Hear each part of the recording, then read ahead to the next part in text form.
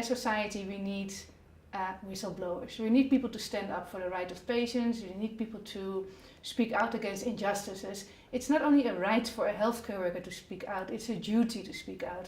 According to the Public Service Code of Conduct, healthcare workers must report any maladministration situation that puts the risk of patients, the health of patients at risk, corruption, nepotism. They must report it using the appropriate channels.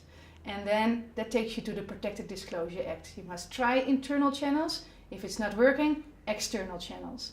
So there are a number of internal channels that you can use to report your concern, but there are also very good reasons, as captured by the Protected Disclosure Act, to not use an internal channel. For instance, if you think your issue will be covered up, or if you've mentioned the issue a few times already, it has been ignored, or if there is a reason not to trust the healthcare system to deal with it appropriately, or if it's a very serious nature that it needs immediate, full-on attention, then there are particular circumstances when you might say, I'm not going to try another internal channel. I've tried 1, 2, 3 internal channels. I think I've tried enough. I'm going to go an external channel now. And then the external channel could be the regulatory bodies, and eventually it could be the media. But you don't take those steps lightly.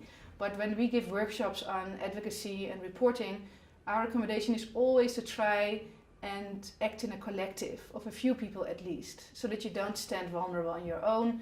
Keep a paper trail, start with the internal processes, at least try, if reasonable, to use internal channels and show that you've tried, and not just in meetings, verbally, in writing, then go to the next step of external reporting. So we want to urge healthcare workers to not give up, but to take caution.